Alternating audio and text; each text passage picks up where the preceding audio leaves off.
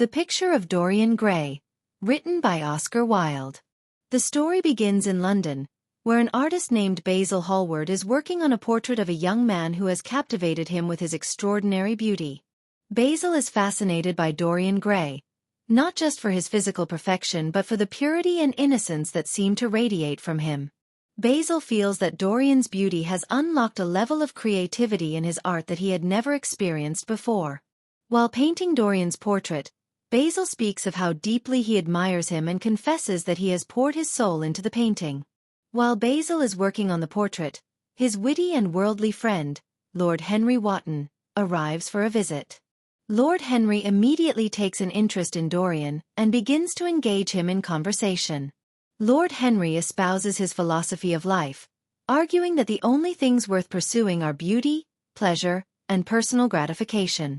He warns Dorian that youth and beauty are fleeting and that he should live for the moment, seizing every experience life has to offer.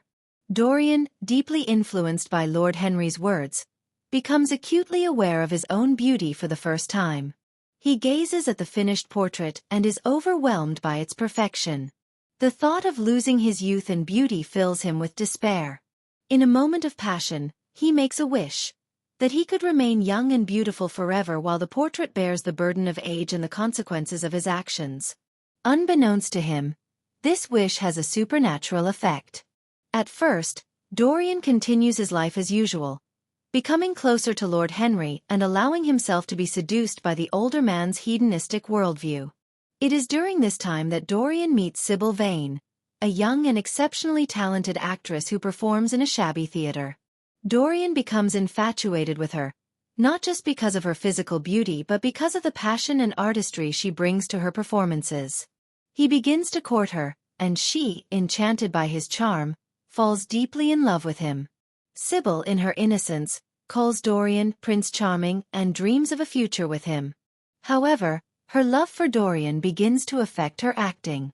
On the night Dorian brings Lord Henry and Basil to watch her perform, she gives a poor performance, having lost her ability to act convincingly because her love for Dorian has made the stage seem false to her.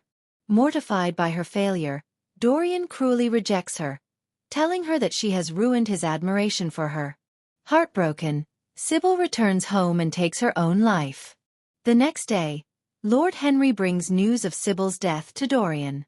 While initially shocked, Dorian quickly adopts Lord Henry's detached perspective, seeing her death as a romantic tragedy rather than a cause for guilt. That evening, Dorian notices a subtle change in the portrait. The expression on his painted face now bears a faint sneer, a reflection of his cruelty. Realizing that his wish has come true and that the painting will bear the consequences of his actions, Dorian hides the portrait in a locked room in his house, determined that no one else will ever see it. Over the years, Dorian embraces the lifestyle that Lord Henry preaches. He indulges in every form of pleasure, no matter how immoral or harmful, while maintaining an outward appearance of innocence and beauty. Rumors of his debauchery begin to circulate in society, but his youthful face and charm disarm suspicion. Meanwhile, the portrait becomes increasingly grotesque, its once beautiful features now twisted and decayed, reflecting every sin and vice Dorian commits. One day, Basil visits Dorian to confront him about the rumors of his behavior. Basil, still caring for Dorian, urges him to repent and change his ways. In response, Dorian decides to reveal the truth to Basil. He takes him to the locked room and shows him the portrait, now hideously deformed. Basil is horrified and begs Dorian to seek redemption.